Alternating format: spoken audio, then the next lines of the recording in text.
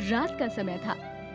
चारों तरफ सन्नाटा पसरा हुआ था और जोरों की बारिश हो रही थी। रह रह कर बादलों की गर्जन रात के सन्नाटे को चीर रही थी। मानो ये बादल इशारा कर रहे हो कि आज कुछ होने वाला है। इस तूफानी बारिश में एक छोटे से गांव की झोपड़ी में काकी चैन की नींद सो रही थी कि तभी अचानक से उनके दरवाजे पर किसी के आने की आहट आई। पर काकी अपनी नींद में थी, उन्हें ये आहट नहीं सुनाई दी। इतने में किसी ने दरवाजे को खटखटाया, पर काकी नहीं उठी तो दरवाजे पर खटखटाने की आवाज तेज हो गई।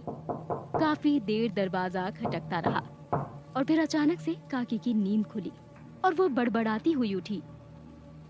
इतनी रात गए कौन है? और फिर उन्होंने हल्का सा दरवाजा खोला और उसकी फांक से बाहर देखा। उनके दरवाजा खोलते ही आसमान में एक बार फिर से बिजली कड़की। वो बिजली की इस आवाज से थोड़ा डर गईं। काकी ने फांक से देखा कि कोई उनके सामने खड़ा है, वो भी इतनी भारी बारिश में। पर अंधेरा होने के कारण उन्हें उसका चेहरा साफ साफ दिखाई नहीं दिया। कौन हो तुम? काकी ने पूछा, पर उस शख्स ने कोई भी जवाब नहीं दिया। वो बस वहीं वैसे ही खड़ा रहा। काकी को थोड़ा अजीब लग रहा था, पर उन्होंने एक बार फिर से पूछा, अरे मैंने पूछा कौन हो? कोई मुसाफिर हो या रास्ता भटक गए हो?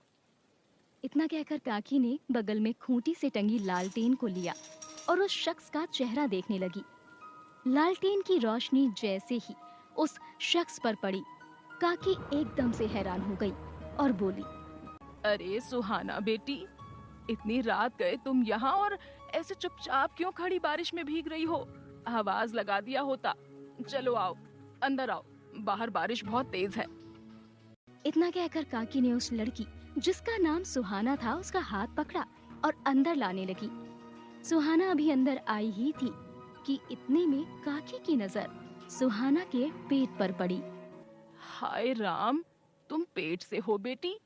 तुमने शादी कब की और इतनी छोटी उम्र में? काकी अभी आगे कुछ भी कहती कि इतने में सुहाना फूट फूट कर रोने लगी और फिर वो बोली, नहीं काकी, मेरी अभी शादी नहीं हुई है। उसको रोते हुए देख काकी समझ गई कि कुछ तो गड़बड़ है। तो फिर ये इतना बड़ा पेट, इसका क्या मतलब है? और तुम रो क्यों रही हो?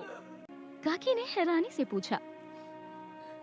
असल में बात ऐसी है कि मैं एक लड़के से प्यार करती थी, पर फिर वो अचानक से कहीं गायब हो गया।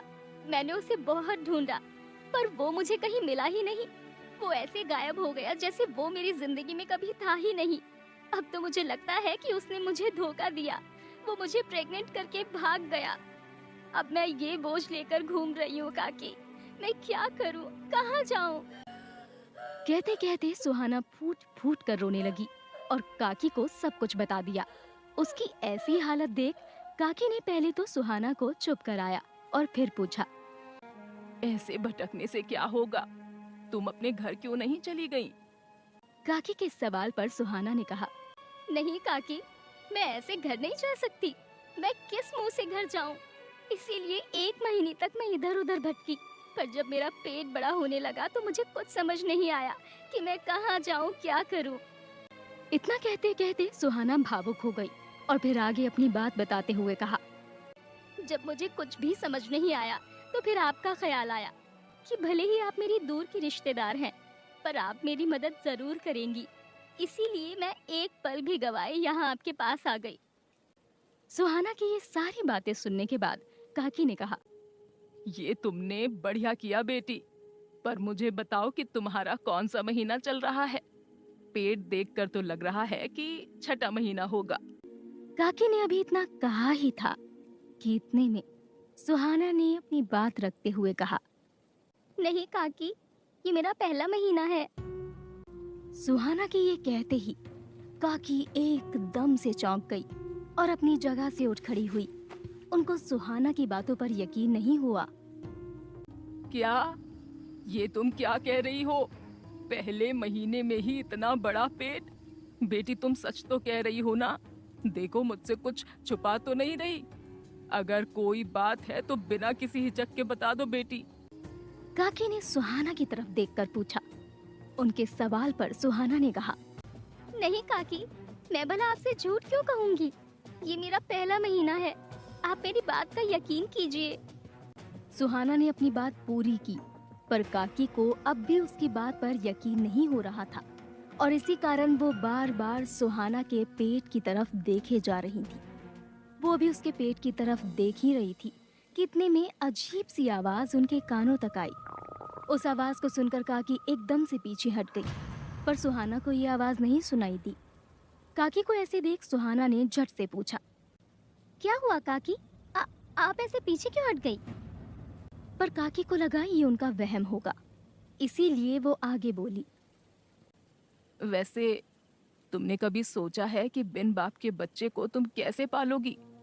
मेरी सलाह मानो तो गिरा दो इसे।